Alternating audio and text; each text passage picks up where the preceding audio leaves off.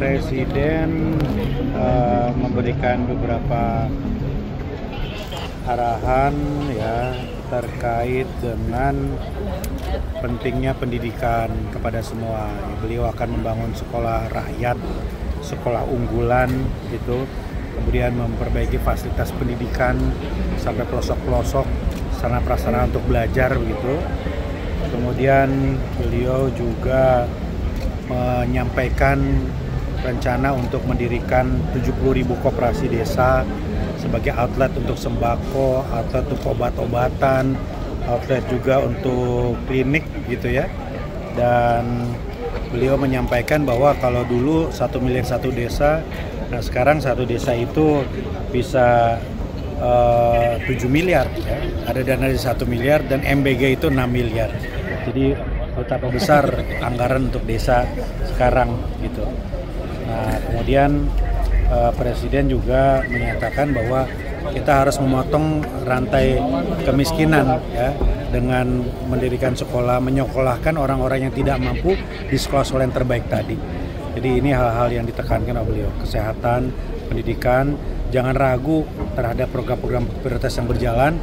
Kritikan wajar, kritikan membuat kita menjadi semakin cermat dan waspada.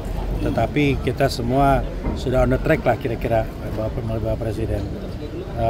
Dan secara keseluruhan Presiden mengapresiasi kabinet ini yang sangat bisa bekerja sama.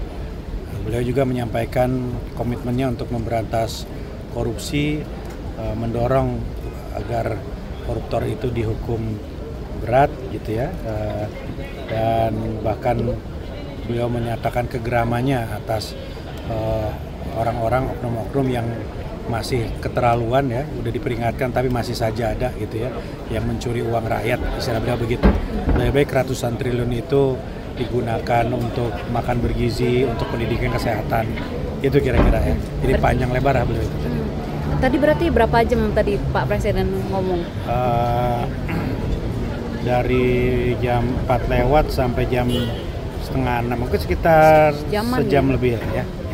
Pak, tapi ada target khususnya sih Pak yang disampaikan untuk 100 hari jalan ke depannya gimana? Tadi kan konteksnya 130 hari kerja, beliau menyatakan bahwa harus fokus pada program prioritas, kita semua on the track gitu, dan ya kami mendapat kesan bahwa beliau itu selalu ingin mengukur capaian-capaian itu, ya, karena beliau juga memaparkan angka-angka tadi, 130 hari ini apa saja sudah dicapai. Gitu. Tapi kami menggarisbawahi cara beliau selalu menyemangati dan memotivasi. Ini kan agak sering beliau ini kan. Tadi juga mendadak gitu. Dan agak lengkap tadi semua. Dan kayak semacam menguatkan konsolidasi itu ya antara ini anggota konsolidasi kabinet ya? Tiada henti. Menurut kami ya. Konsolidasi tiada henti. Kalau dibilang ada pesan khusus ya tidak juga.